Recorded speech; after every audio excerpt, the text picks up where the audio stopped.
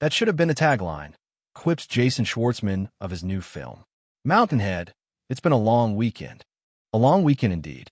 The new film from Succession creator Jesse Armstrong, which premiered on HBO Saturday night, stars Schwartzman, Steve Carell, Ramy Youssef, and Corey Michael Smith as four billionaires who gather for a weekend getaway in a mountaintop chalet. However, prior to their weekend, Smith's Venice launches a new iteration of an AI app he's developed that plunges the world into chaos, courtesy of its capability to produce highly realistic deepfake videos. The guys debate whether they should suspend the app or use this opportunity to initiate a plan to take over the planet and launch a post-human era. Throughout their conversations, Youssef tries to act as a twisted voice of reason, ultimately deciding not to make a deal with Venice and instead play ball with the U.S. government. But Carell needs the technology to advance to survive his latest bout with cancer, so he suggests that the other three kill Jeff to keep their plot in motion. After a few bungled murder attempts, Jeff agrees to a complex deal that will empower and enrich the three others in order to save his life. But as he gets in a car to go, Venice knocks on Jeff's window, and the two laugh over the previous night, with Jeff promising he plans to wheedle out of everything he agreed to.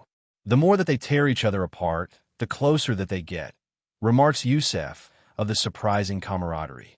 Because at a certain point, they start to be the only two that are playing this particular game. He adds, they're rivals, but they're also the only ones who play by these rules and are facing these stakes.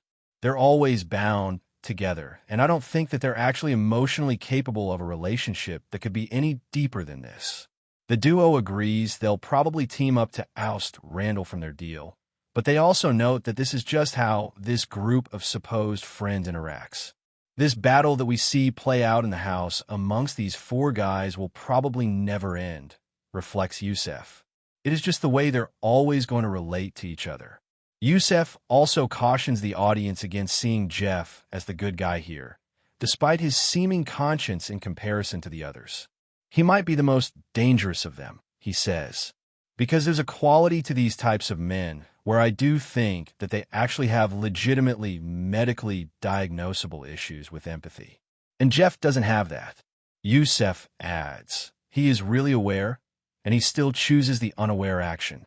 So, he could be the most damning character in the whole thing. As for the other two, their endings are quite different. Randall returns to his car and stares plaintively out the window as they drive off. Is he contemplating his own mortality? Considering his perhaps hollow victory? I honestly would leave that to the audience to determine where he is at the end, Carell says.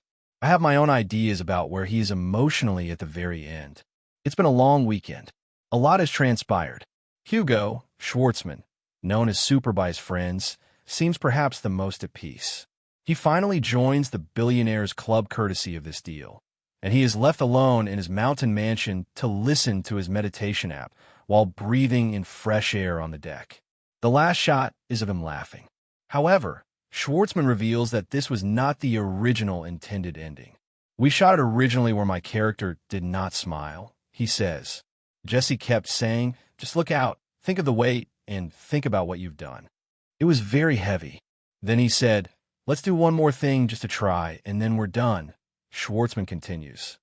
Just try one where you're smiling. The exact opposite thing. And yet, it was the same thing. That's an example of why Jesse is so brilliant. What we have at the end of this movie is a very haunting image and feeling. And it was the exact opposite of what we were originally trying to do. And yet, it felt exactly in line with it. Mountainhead is streaming now on Max.